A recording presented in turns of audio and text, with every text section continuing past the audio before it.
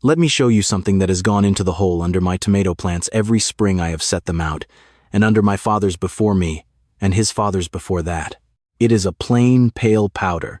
It costs next to nothing, and it is one of the oldest and surest ways I know to grow a plant that blooms heavy and sets a great load of fruit, instead of a plant that shoots up tall and leafy and green and hands you hardly a tomato for all your trouble.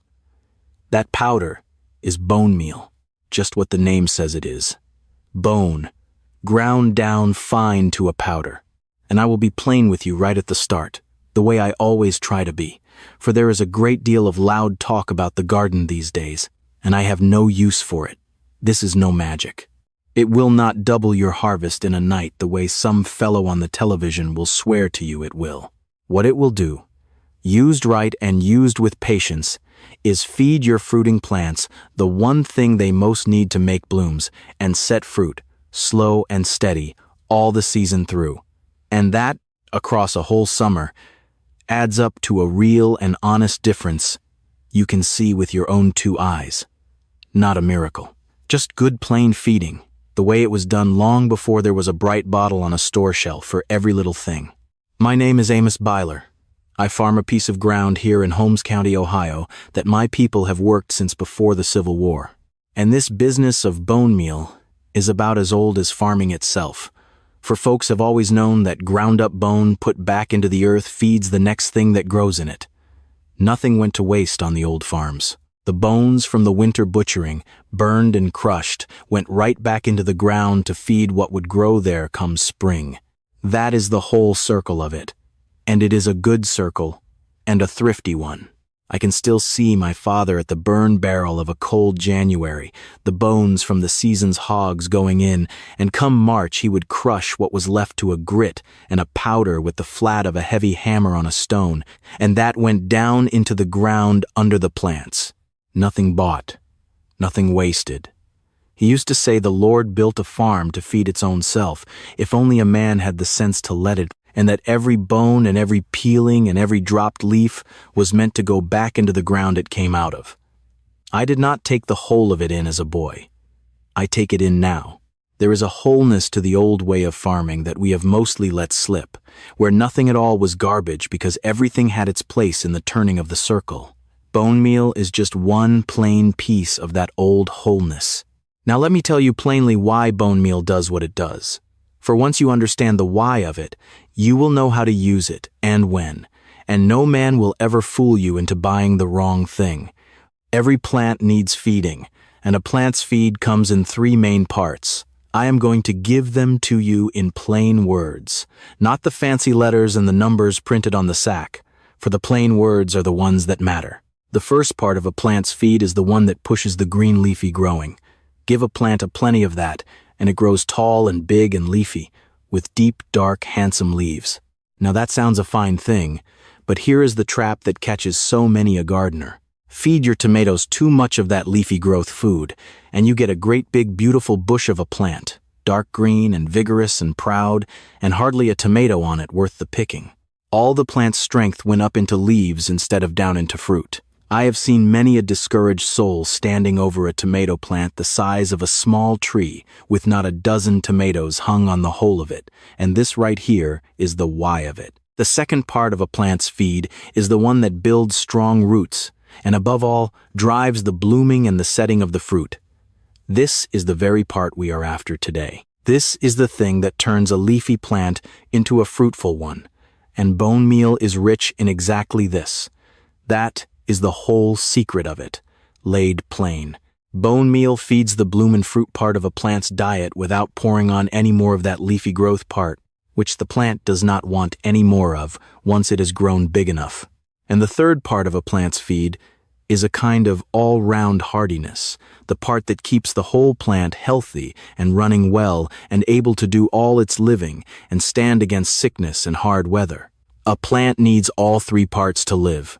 But by choosing what you feed it, you can steer a plant toward what you want out of it, more leaf or more fruit. And when it is tomatoes and peppers and squash you are after, it is that second part, the bloom and fruit feeding, that you want to give it a plenty of. That is bone meal's gift, and it is a good one. Now here is the thing that makes bone meal so fine, and it is the very same thing that folks who do not understand it get wrong. Bone meal works slow. It does not melt away and wash off in the first hard rain like some quick powder shaken out of a box. Being real bone, it breaks down slow in the ground, a little at a time, set loose by the tiny living things in the soil that go to work chewing on it, and that slowness is no fault. It is the whole beauty of the thing. It means the plant gets a steady, gentle trickle of that bloom and fruit feeding over weeks and months. Just the pace a plant can truly take up and use, instead of one great flood it cannot use, and that mostly runs off wasted. Slow and steady is how a plant likes to eat. Same as a man does better on his 3 regular meals than on one enormous feast and then nothing after. That slow trickle is the very reason bone meal keeps a plant blooming and setting fruit so long and so well. And because it breaks down slow, and because it is a natural thing worked on by the life in the soil rather than a harsh, quick chemical, you need not fear it burning your plant the way a strong, fast fertilizer will. You can set it right down against the roots, and it will not scorch them. That is another mercy of it. One thing to know when you go to buy it. Get the finest ground bone meal you can lay hands on, powdered near as fine as flour. The finer it is ground, the quicker the soil life can get at it and break it down for your plant. Coarse chunks of bone can sit in the ground for years before they do you a lick of good. Fine powder goes to work in good season. So look for the finely powdered kind and pass over the coarse. And here is a thing that follows straight from all this, and it is worth the understanding, for it explains why some folks get poor results and then turn around and blame the bone meal when the fault lies elsewhere. Bone meal does not feed the plant straight off. It feeds the soil, and the soil feeds the plant. It is the tiny living things in good ground, the same ones that break down a fallen leaf or a bit of manure. And that is a different lack again, a shortage of the lime that eggshell and old bone both carry, made worse by watering that comes and goes uneven. So do not go thinking bone meal is a cure-all. It is not. It feeds the bloom and fruit part of a plant's diet, and it does that part well. But a plant wants steady water and fair weather, and a balanced table besides. I would be a poor teacher if I sold you one powder as the answer to everything. It is one good tool among several, and a wise gardener keeps his whole kit about him, not just the one shiny thing. And some others will tell you a plant does not need much feeding at all, just barely enough to scrape by. Well, I do not garden to scrape by. There is a difference, and a wide one, between a plant that merely lives and a plant that thrives and gives you all it has in it to give. A man who eats just barely enough to stay alive cannot do a hard day's work well. And a plant fed just barely enough to live will not hand you a heavy harvest. I want my plants strong and thriving and hung heavy with fruit, not limping along half-starved. So I feed them, and I feed them well. Not to excess, mind, for too much of any one thing throws a plant clean out of balance, but well and steady, so they have what they need to be truly fruitful and not merely alive, that go to work on that bone powder and slowly turn it into a form the roots can drink up, which means bone meal in dead, poor, lifeless dirt does you precious little good, for there is nothing alive down there to break it down and hand it up to the plant. But bone meal worked into rich, living, well-composted ground, full of that quiet, crawling life, gets broken down and delivered up to your plant beautifully. So the richer and more alive you keep your soil, the better every last bit of feeding you add to it will work. It is one more reason the old people set such store by their compost and their manure, for living soil is the engine that makes all the rest of it run. Feed the soil first, keep it alive, and then whatever you add to it can do its proper work. Now, before I show you how to put it in the ground, let me say an honest word about two things folks like to argue over, for I mean to give you the fair truth of it and not just the one side. Some will tell you never to add a speck of bone meal at all unless you first pay for a soil test, because your ground may already hold a plenty of that bloom and fruit feeding, and adding more would be pure waste. Now there is some sense in that, and I will not wave it off. A soil test is a useful thing, and if you work a large piece of ground, or you are having troubles you cannot puzzle out on your own, it is well worth the doing, and most any county will test a jar of your dirt for a small fee. I would never tell you a soil test is worthless, but I will tell you this just as plain. A vegetable garden is a hungry thing. It draws a great deal out of the ground every single season, far more than it ever puts back on its own. And that bloom and fruit feeding in particular gets drawn down and used up by a heavy cropping garden a good deal faster than most folks reckon. So even ground that tested rich 2 summers back may well be running short by now. For most of us working a home patch, the honest way is much as it always was. Watch your plants, learn your own ground by the tending of it year upon year, and feed it what it plainly asks for. If your plants grow leafy and lush and green but will not set a fruit to save themselves, that is your ground telling you it is short on the bloom and fruit feeding, plain as a spoken word. A soil test only confirms afterward what the plant already showed you. But I will be honest about the other side of it too, for I will not have you walking away thinking this powder cures every trouble under the sun. It does not. Sometimes a tomato drops its blossoms and sets no fruit at all, not from any lack of feeding, but because the weather has turned too hot, for a tomato will not set in a brutal July heat no matter how well you have fed it. And sometimes the fruit sets fine, but the bottom of it goes black and sunken and rotten. Now let me show you how I put it in the ground when I set a tomato, for the tomato is where this matters most and where I reach for it every single time.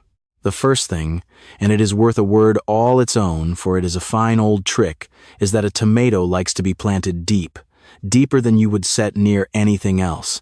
A tomato has the peculiar and wonderful gift of growing new roots all up and down its buried stem. So when you set a tomato out, you dig a good deep hole, deeper than the pot it came out of, and you strip the lower leaves clean off and bury a good long stretch of that bare stem down under the ground.